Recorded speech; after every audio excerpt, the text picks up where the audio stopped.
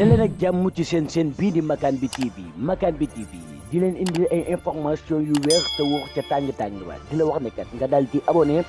bés cloche de notification bi pour vidéo bu dugal rek ngeen mën cee jot. On peut démarrer, s'il vous plaît.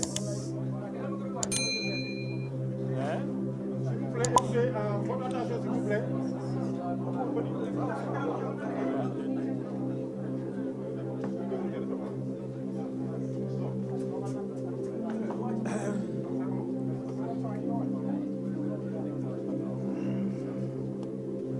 Mesdames, Messieurs les membres de la coalition,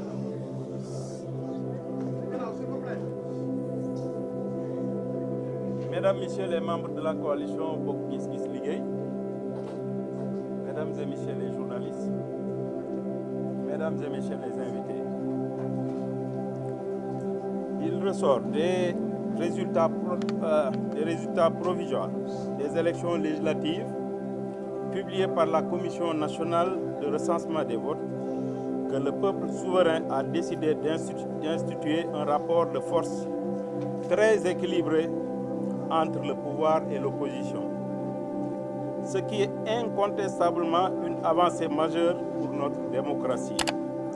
Ce faisant, le peuple a prouvé une nouvelle fois à la face du monde sa maturité et son attachement à l'approfondissement de notre système démocratique. Nous devons en être fiers et respecter ce choix des électeurs qui, souverainement, ont décidé de rééquilibrer les forces politiques en présence.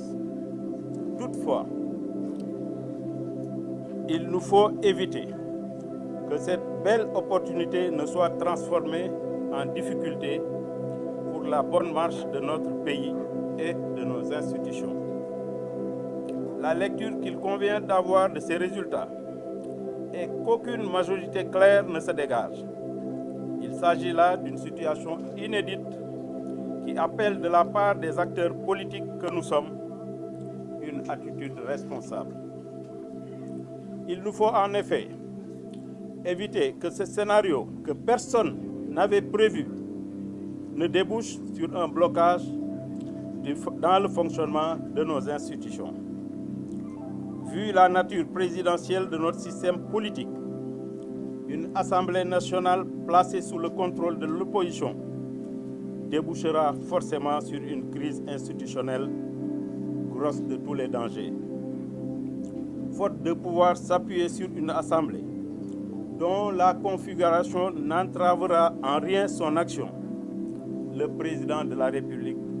serait amené à gouverner par ordonnance, ce qui serait manifestement un recul préjudiciable à notre système démocratique. Le cas échéant, qu'on le veuille ou non, l'Assemblée nationale se transformera non pas en contre-pouvoir, mais plutôt en un goulot d'étranglement à l'action du président de la République et de son gouvernement. Face à cette sombre perspective qui pourrait donner lieu à une crise institutionnelle sans précédent, à toutes sortes de blocages et peut-être même à des tentatives de prise de pouvoir par des canaux non démocratiques dans un contexte où notre pays fait l'objet de toutes les convoitises avec les découvertes de ressources pétrolières et gazières sur notre sol, j'ai pris en toute responsabilité, après mûre réflexion, la décision de joindre le groupe parlementaire qui sera mis sur pied par la coalition présidentielle Benno Bokk Yakaar.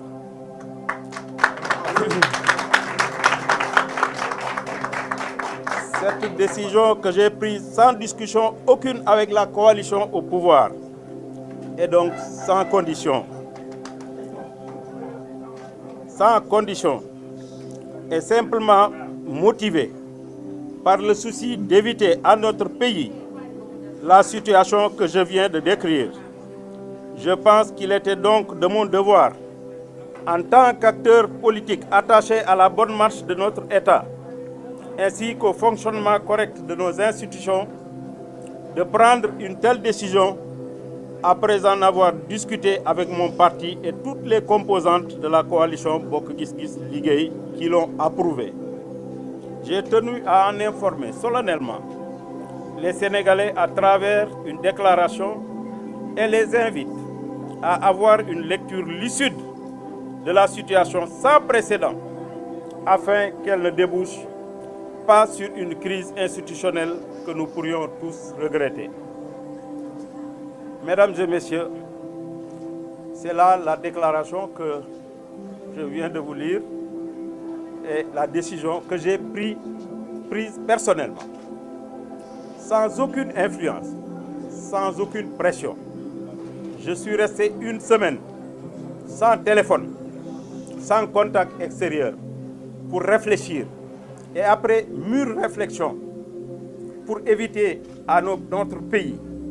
qui se trouve dans un environnement sous-régional caractérisé par des coups d'État, j'ai pris donc personnellement, en toute responsabilité, comme je viens de le dire,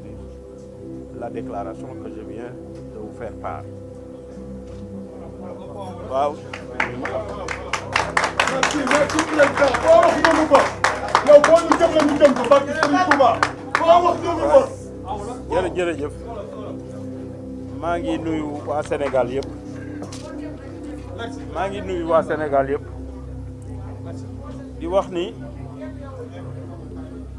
di wax ni dañu jóge ci ay élection mu nekk une situation boo xam ni musul am ci réew mi waaye ñu war ci kañ le peuple sénégalais parce que en définitive le pouvoir appartient au peuple moo koy jox ku mu ko bëgg a jox kon situation bi am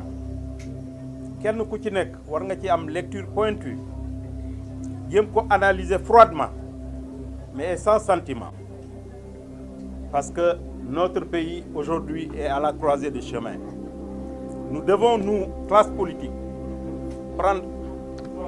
war nañu jël suñu responsabilité man nag bu fi tolloo damay jël sama responsabilité ndaxte ñu bari ñi ngi naan cohabitation il faut bien réfléchir Sénégal fi mu toll xam ngeen ni cohabitation mënu fi am blocage institutionnel moo fi am salaire yi bloqué économie bi taxaw réew mi yëpp sonn mën na déboucher ci lu nekk te bu boobaa ñi jëluloon seen responsabilité ñooy responsable man nag damay jël sama responsabilité maa ngi ñi ma àndal ñëpp parce que lii may wax ñoom waxtaan naa ci ak ñoom consulté naa ay responsable du parti mais jotewuma dara ak pouvoir xamuñu ni ñoom itam li ngeen yëg la ñu yëg tey waxtaanaguma ci ak ñoom mais sama voix assemblée dinaa jàppale ñee pour mu bañ a am blocage au Sénégal dinaa ko def xooluma ci dara sama réew laay xool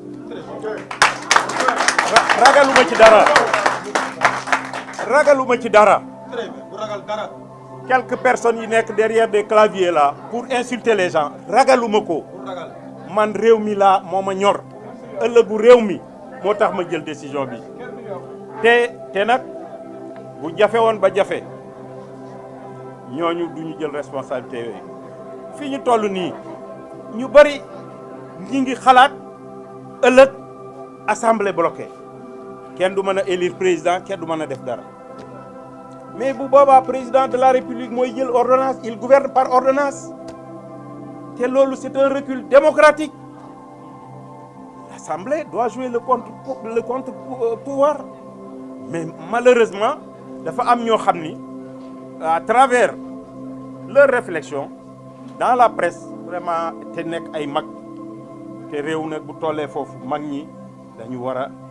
ñëw nag wax ak xale yi parce que xale yi amaguñu expérience boobu seen bëgg-bëgg rek la ñuy jiital defe ni loolu la fekk du loolu mooy yàq réew mi ëllëg kon nag Sénégal ñun ñëpp ñoo ko bokk am na ñu naan du côté du peuple quel est le côté du peuple le peuple qui a donné 82 députés à Macky Sall et ces gens-là qu'est-ce qu'ils ont fait pour le peuple man depuis longtemps bi ma amee 25 ans ba tey je suis à côté du peuple lu ma am bokk ak peuple sénégalais ñu naan peuple quel peuple ñi ngi toog seen i kër li ñu am di ko séddoo ak seen njaboot nañu bàyyi nit ñi moomuñu nit ñi que ça suffit xam nga réew mi depuis quelque temps est pris en otage par quelques personnes loolu nag c'est inacceptable ces personnes-là qui ont trompé une partie de la jeunesse sénégalaise je pense que aujourd'hui il est temps d'arrêter réew mi ñoo ko bokk parce que ñooñu même bu leen yàlla joxoon réew mi ci yenn conditions yi ils auraient des difficultés pour gouverner réew boo ko bëggee bëgg ko jiite da nga koy bëggal jàmm boo nekkee président am jàmm loolu mooy li ma bëggoon a wax maa ngi gërëm ñëpp di sant ñëpp di gërëm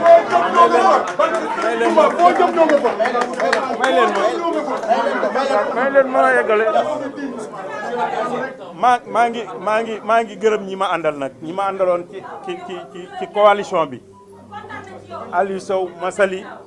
ak tous les militantes et militants de Bokk Gis tous les sympathisantes et sympathisants du parti kon wa salaam maa ngi leen di gërëm yéen journal c'est un point de presse.